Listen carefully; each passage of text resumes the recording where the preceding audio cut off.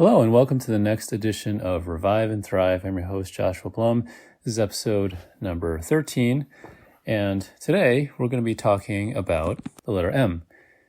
M stands for means to an end. Before we get into that, as you might have figured out, we've been going through the alphabet one letter at a time, A to Z, each episode touching on a different letter, each letter touching on a different topic that relates to physician burnout, specifically aimed at physician fathers. Today, we're going to be talking about this particular topic, which sounds like, well, you may have an impression that it sounds like it is no more than kind of pushing through and viewing your work as a means to an end. That's kind of what we're going to be talking about, but it's a little bit more than that.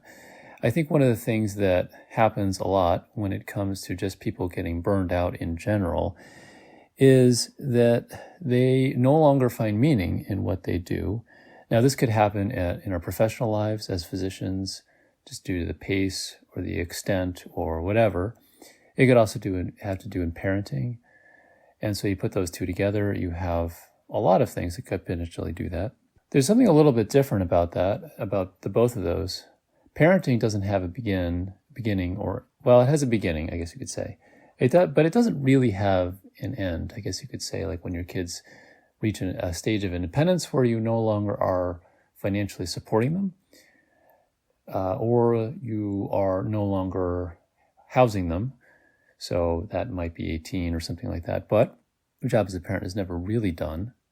Now, as a profession, as a physician, you could also argue the same thing, but there is a time when you are responsible for being at work. There's a time when the workday ends, though some people would argue that it never really ends. If you have your own private practice, then you might say that you're sort of always on call. But your profession obviously is the way you earn money. That's the way you put food on the table. It's the way you provide for your family, and so forth. Both of these things, medicine and parenting, have a relatively fast pace. So especially as you think about all the ways in which we are often responsible for connecting with people, it's not just, of course, telephone or letters as it might have been decades ago. It's other electronic forms of communication like email and through the electronic chart, of course, faxes, and then sometimes, maybe it's text messages or pages and other things like that. There's constantly input coming towards us, and we have to make sense of that and prioritize what's important versus what's not. The pace of parenting is also quite fast, especially if you have young children. Young children don't wait very well. The frustration tolerance is relatively low. They need things that are necessary for their basic survival, and they often can't do them themselves, and they need help with those things.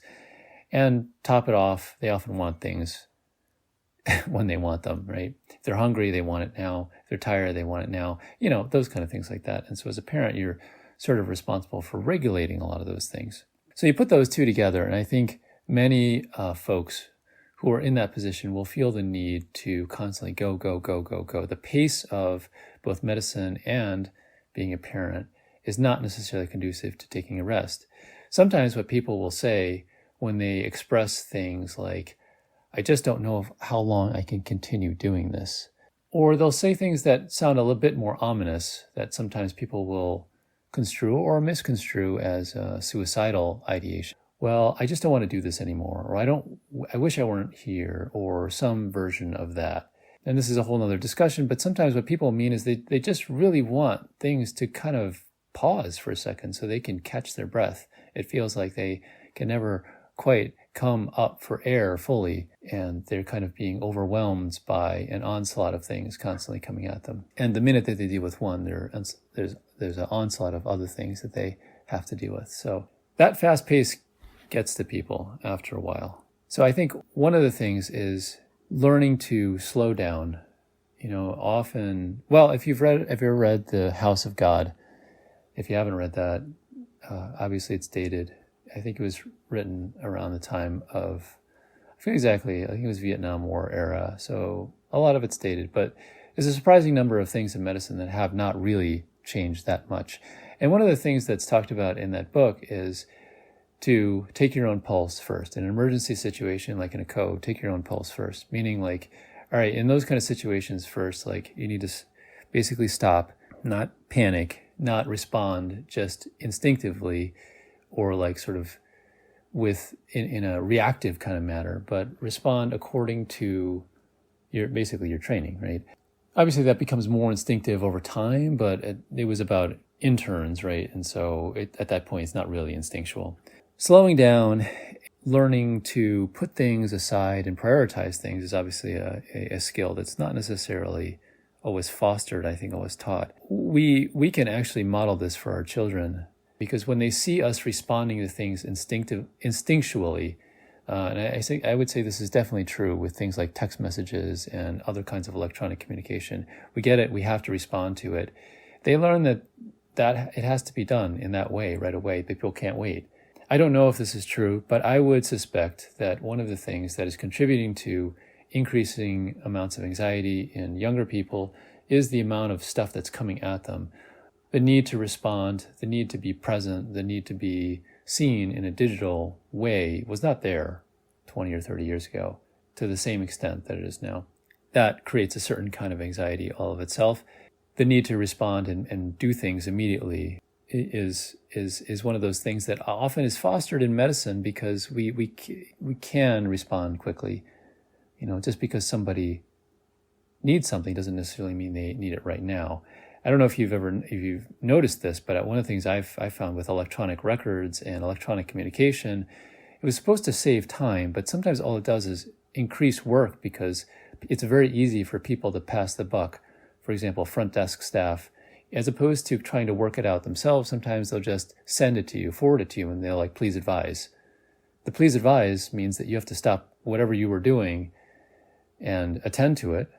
Or if you're doing it at a time when you are fully able to do that, it probably takes more effort because after all, they couldn't deal with it. So it's now requiring you to expend more effort to then look into this. So it increases your workload. So when we look at our job as a means to an end, it's different than I think our duty as a parent. I don't know if we can necessarily look at that in the same way, but our job, we can always get another job. It's not so easy to get new kids. Our kids are our kids, and they take a long time to reach maturity, and we have a different connection to them than we do for our job that we are working in, because we can always get another one. When we realize that sometimes despite our best efforts, we can't change things about our jobs that we really would want. Maybe it's a sinking ship. Maybe it's it's like an administration that's falling apart. Maybe it's colleagues you don't like. Maybe it's an environment that you don't really like that seems toxic or whatever. And you've tried to do what you can, but you can't change it for whatever it is. Sometimes all I think we can do is really try to shift gears really and to say like, okay, what can I salvage from this? I'll do what I can. And then I'm going to try to work on other areas of my life and bide my time and then plan for something better in the future. I think that is particularly difficult for us physicians because many of us define who we are by our work. So if that's not going well, then we're like, well, who are we? Well, on one hand, we're parents, we're fathers. So there's that other side of identity. You may also be husbands, partners to somebody else. So that's another part of your identity. You have other things that you do that are not related to either of those three. So there may be hobbies that you do, other ways that you define yourself, and so forth. That are all important to cultivate. Medicine just happens to be a very time-consuming one. Parenting also happens to be very time-consuming. So it's easy to let a lot of that stuff slide.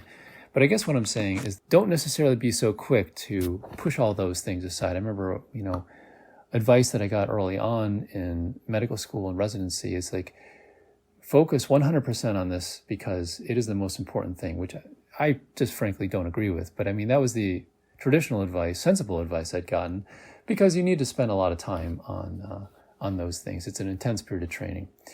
I think just the problem is that we have to remember that those intense periods end at some point, and then that recedes into the background of your life, and then it's time to cultivate other things. When our children see that all we do is work, then they get to a view of adulthood as, okay, well, all I do in adulthood is work and do these other things. They may not necessarily be super cognizant of that yet, but ideally we want to be modeling a healthy behavior set for them to kind of internalize.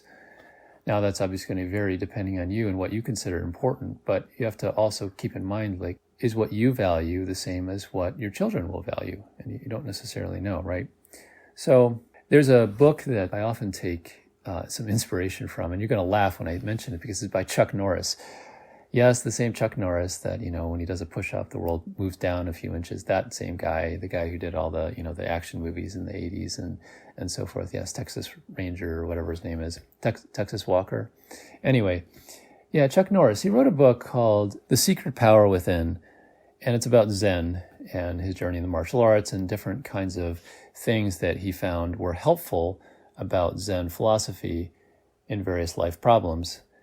And it's very similar. If you ever read a book, if you've done martial arts, you probably have heard of a book called Zen in the Martial Arts by Joe Hyams. It's a great book. If you haven't read it, totally recommend it. It's dated in that it was written at a time when people like Bruce Lee were still alive and so forth. But I mean, again, the information hasn't really changed that much and it's still applicable today. So it's very similar to that book. One of the things that is written in the Chuck Norris one is that he talks about a skill set being kind of like a wheel, if I'm remembering this right. And in order for the wheel to turn and roll, it has to be equal. The spokes of it have to be of equal length. So you imagine a bicycle, and if you think about the spokes of a bicycle or maybe a wagon wheel, if the spokes are of all equal lengths, then the wheel will roll smoothly. If it's not, then it will be unequal. And so he was talking about it in more of a concrete way, like you have these different skill sets that go into combat. You have your striking skills, your grappling skills, your outlook, the mental side of it, all these kinds of things like that. And then you want to work on all of them to some degree. So you're constantly striving to make them all relatively equal. Now, there will never be all equal. The wheel will never roll entirely smoothly, 100%. But you can certainly get to that by working on the areas that you're not good at. And so the same thing could be true of our lives, and our identities. So in order for that wheel to roll smoothly, we have to have the different spokes of our identity being relatively equal. So, but for a lot of us, I think that it's relatively unequal. So the spoke for, say, physician might be super long. The spoke for father might be also super long, or maybe less or whatever. But then the rest of them are quite a bit shorter. There's no way that wheel is going to roll with just two spokes. It's certainly not going to roll with one. It's just going to fall over. Working on those extra spokes, working on lengthening those is a great way of kind of distributing the weight of what you have to deal with to other parts of your life. So we're not solely defined by just this one part. So if it's not going well, because there's always going to be times when it's not going well. Things are not going well with your patients. Things are not going well with your administrators. Things are not going well in the hospital as a whole or the healthcare system as a whole or whatever. Maybe you're getting sued. Maybe just all these things can possibly happen. And then if we weather those things, it's going to depend a lot on those other supporting spokes to kind of bolster us up so we don't fall over as a wheel. This is another principle, I guess, from martial arts. If you were alive in the 80s, of course you remember ninjas.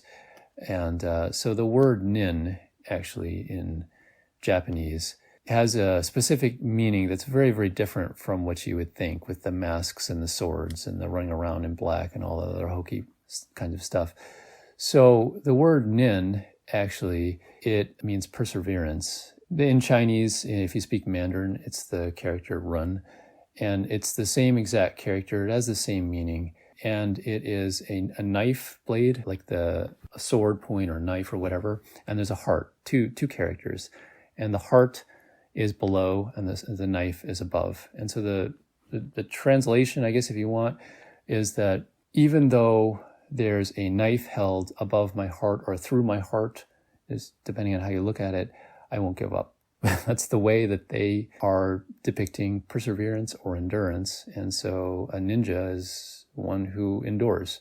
Now, there's other meanings obviously too, but that's the sort of the essence of it, because it involves waiting. It involves patience, waiting for the perfect time, the right opening to attack, the right time to do something may in fact not be the most obvious time. that idea of enduring and waiting, I think, applies a lot here, because sometimes, we're taught to do things very directly, attack the problem directly, but that is not necessarily always the right way or the right time in which to go about things. And so when we take the idea that, okay, sometimes we just need to bide our time, sometimes we need to wait, sometimes we need to work on other areas of our life and let this one sit fallow for a while, and we just do the best we can there, but not necessarily put all our eggs in that basket, we end up being able to weather those things much easier than if we had to suffer through with just that one spoke, because that's not a wheel that rolls. So I'll leave you with that today, just to think about the different spokes of your life and think about this is the question, this is the mental exercise, I guess, that if you were to have to leave your job today, what else would occupy your time and efforts? And if you can't think of things that you would be doing, this happened to a lot of people over the course of the pandemic, then I would suggest that you think about ways to add to those spokes so your wheel does roll smoothly. That's it for this week. Thank you for listening. I'll talk to you guys next time.